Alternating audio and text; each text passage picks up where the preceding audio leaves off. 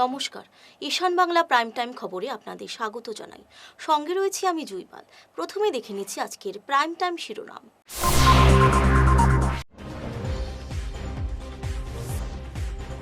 মেয়াদের প্রশ্রয় নয়, তবে ধর্মের ভিত্তিতে অত্যাচারও চলবে না, কড়া বার্তা মুখ্যমন্ত্রীর।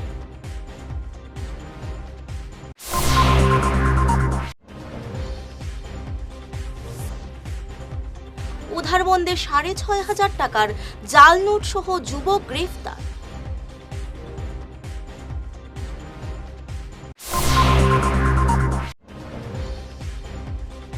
শিলচরে চাঞ্চল্য, বরাক নদী থেকে নিখোঁজ যুবকের মৃতদেহ উদ্ধার।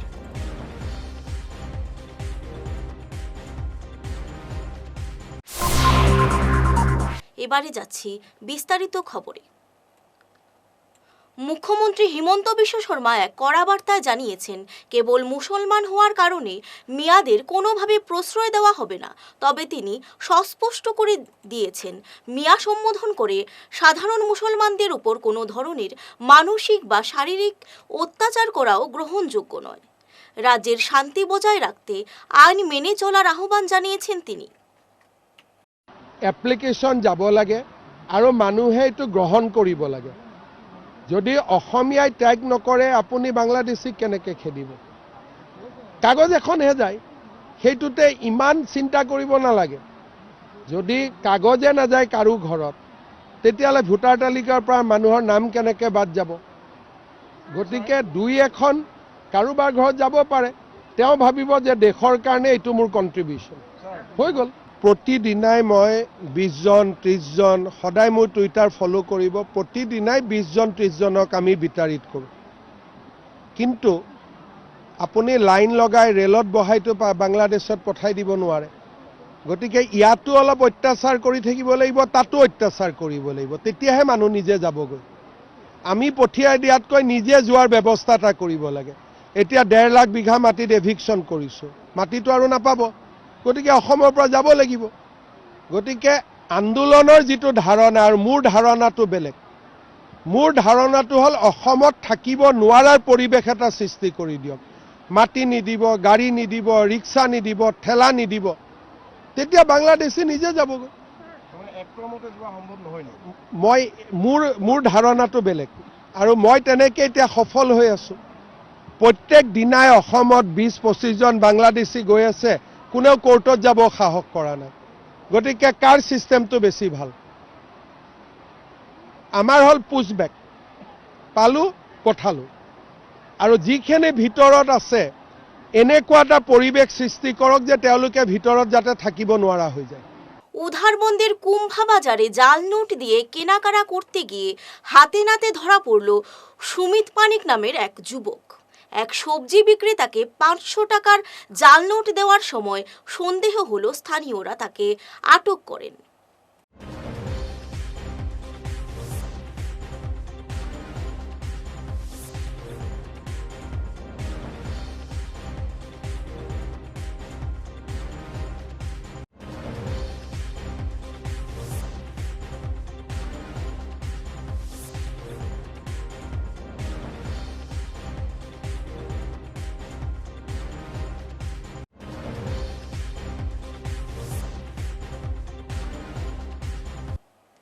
কুম্ভীরগ্রাম ফাঁড়ির পুলিশ সমিতির কাছ থেকে 6,500 টাকার জাল নোট ও একটি মোবাইল বাজেয়াপ্ত করে।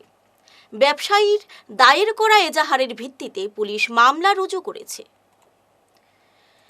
নিখোঁজ হওয়ার 3 দিন পর বরাক নদী থেকে উদ্ধার হলো বিবেকানন্দ রোডের যুবক প্রসেনজিৎ দাসের মৃতদেহ। আজ সকালে রংপুরে বরাক নদীর জলে একটি দেহ ভেসে থাকতে দেখে এলাকায় চাঞ্চল্য ছড়ায়। গত 2-3 দিন থেকে তিনি বাড়ি থেকে নিখোঁজ ছিলেন। পরিবার ও পরিজনরা তার সন্ধান চালাচ্ছিলেন। আজ সকালে স্থানীয় বাসিন্দারা রংপুরে বরাক নদীতে একটি দেহ ভাসতে দেখে পুলিশে খবর দেন। উন্নত পরিকাঠামো ও শিক্ষার প্রসারে বড় পদক্ষেপ লক্ষ্মীপুর এস.এম. দেব কলেজে। গতকাল এক জমকালো অনুষ্ঠানের মাধ্যমে কলেজের নবনির্মিত লাইব্রেরির আনুষ্ঠানিক উদ্বোধন করলেন মন্ত্রী কৌশিক রায়। মন্ত্রী তার ব্যক্তিগত তহবিল থেকে 10 লক্ষ টাকা ব্যয়ে এই লাইব্রেরিটি নির্মাণ করিয়েছেন। কলেজের সার্বিক উন্নয়নে আরও 50 লক্ষ টাকা দেওয়ার ঘোষণা করেন মন্ত্রী। বাকি যে অর্থ প্রয়োজন সেটা দিয়ে আপনারা সেটাকে সম্পূর্ণ করে নেবেন, এটা আমি আশাবাদ।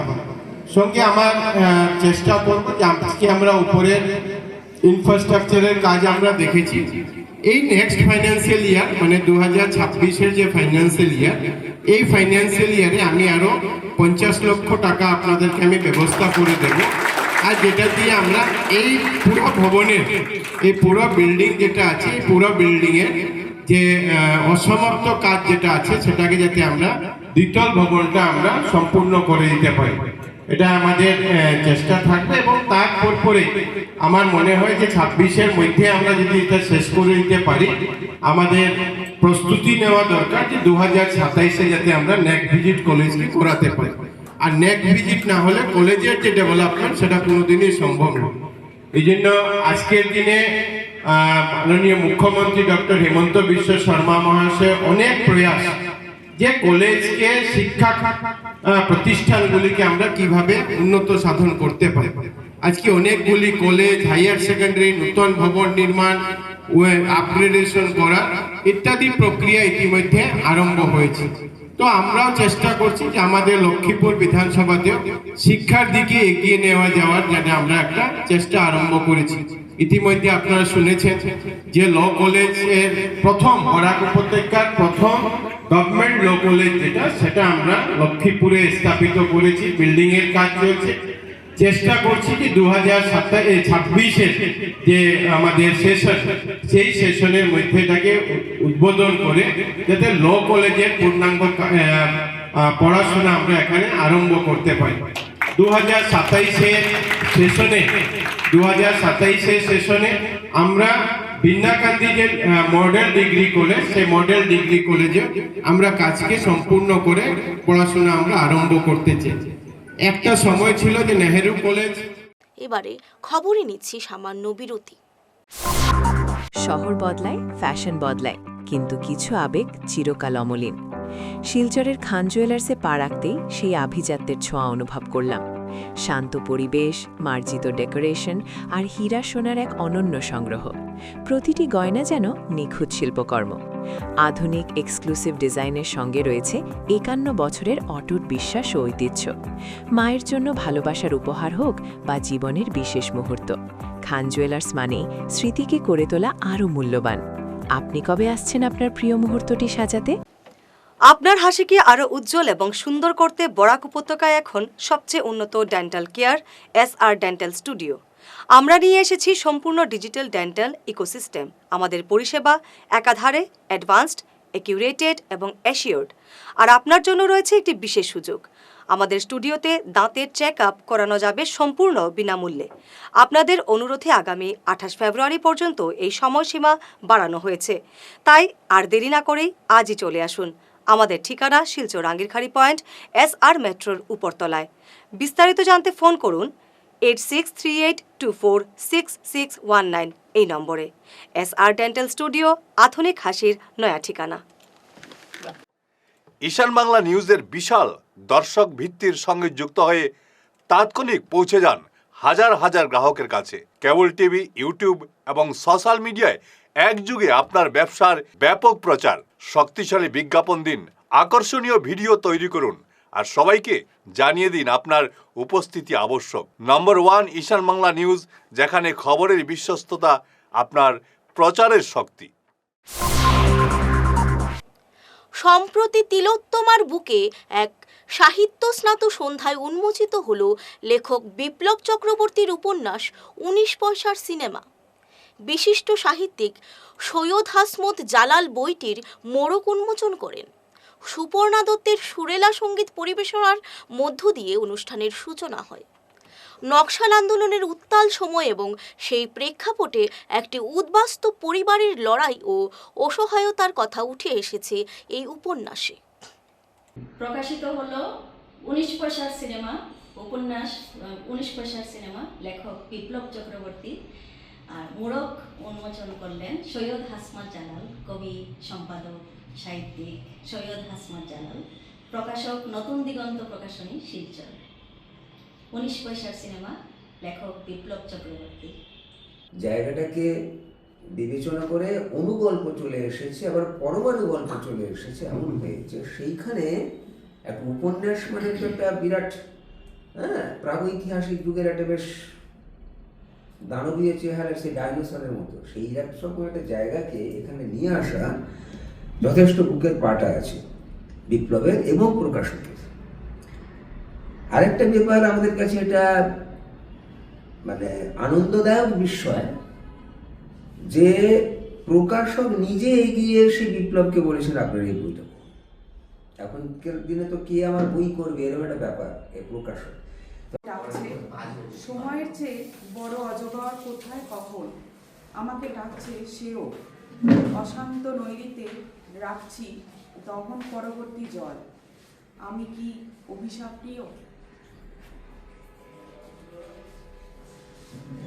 আতর জানি দক্ষিণের বারান্দা থেকে উল্কাপাত দেখছো, সেই অন্ধকার অপেরায় আমার চিহ্নটুকু নেই, সামনের শালবনটিকে হিংসে করি আর পাশের নদীটিকেও, ভালোবেসে যে হাওয়াকে মেখে নিচ্ছে রেশম শরীর, চন্দনের গন্ধটুকু নেই, অথচ আমার কাছে ভেসে আসছে স্যান্ডালউড স্পেশাল।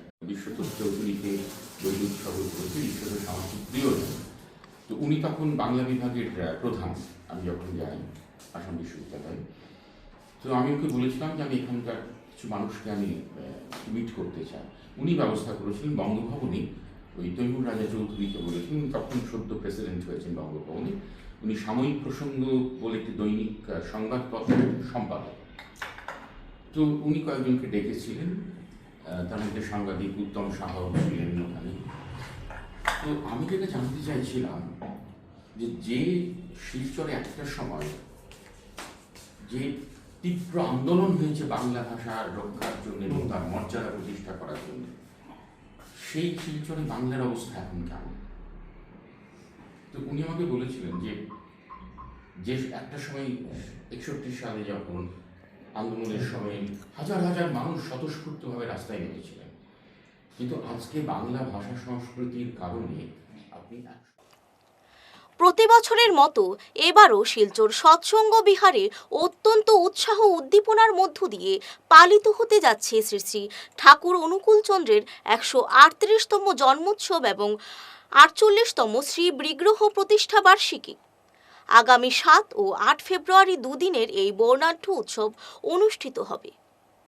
থাকে গত বছর আমরা কিছু বিদগ্ধ জনেদের এনেছিলাম, উকিলের ইয়ের থেকে, ডাক্তারের ইয়ের থেকে এবং শিক্ষাবিদদের তরফ থেকে এনেছিলাম। ওইটা খুব মানুষের কাছে আকৃষ্ট হয়েছিল। তাই আমরা এবার আমাদের ধর্মসভাতে 3টা সাবজেক্ট চুজ করেছি। আদর্শ মানুষ গঠনে শ্রী শ্রী ঠাকুর অনুকূলচন্দ্রের বৈজ্ঞানিক চিন্তাধারা, এটাতে বক্তব্য রাখার জন্য আমরা অনুরোধ জানিয়েছি এবং তিনি সম্মতিও জানিয়েছেন। ডক্টর জগদীশ মজুমদার, তিনি হচ্ছেন director Aryan senior secondary school and Saint Thomas residential স্কুলে। 2 নম্বর বক্তা হচ্ছেন প্রফেসর সৈয়দ আলফ্রেড হোসেন, তিনি বলবেন শ্রী শ্রী ঠাকুরের দৃষ্টিতে ইসলাম, যেটা নিয়ে আজকের খুব প্রাসঙ্গিক। আমরা ধর্মের নামে যে বিভেদ করি, ঠাকুর অনুকূলচন্দ্র এইটাকে কি বলেছেন, ঠাকুরের দৃষ্টিতে ইসলামকে কি বলেছেন, এই ব্যাপারে বক্তব্য রাখবেন প্রফেসর সৈয়দ আলফ্রেড হোসেন, তিনি হচ্ছেন department of mass communication, Assam university. 3 নম্বর বক্তা হচ্ছেন professor Niranjan Roy, vice chancellor, Gurucharan university. তার সাবজেক্ট হচ্ছে অত্যাধুনিক অর্থনীতির প্রশ্নে শ্রী শ্রী ঠাকুরের প্রাসঙ্গিকতা, যেটা আমাদের এখন একদম জ্বলন্ত ইস্যুজ। এই ইস্যুগুলোর জন্য এর মধ্যে একমাত্র নিরঞ্জন রায় দাদাই হচ্ছেন আমাদের ঠাকুর অনুকূলচন্দ্রের চরণাশ্রিত, বাকি 2 জন কিন্তু বাইরের। আপনাদের কাছে অনুরোধ থাকবে দয়া করে এই ধর্মসভাটা হচ্ছে 3টা 20 মিনিট থেকে বিকাল 5টা পর্যন্ত, এটাকে কভার করার জন্য। তার আগে শেষ করার আগে আবারও দেখে নিচ্ছি আজকের প্রাইম টাইম শিরোনাম।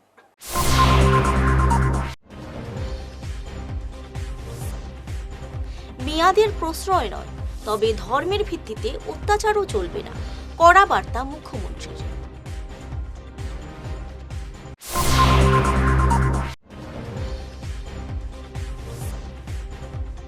উধারবন্দে 6,500 টাকার জাল নোট সহ যুবক গ্রেফতার।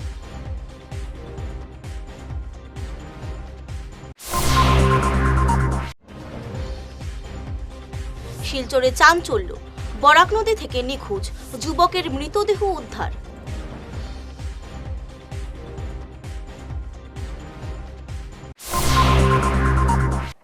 আজকের মতো ঈশান বাংলা প্রাইম টাইম খবর এই পর্যন্তই। নমস্কার।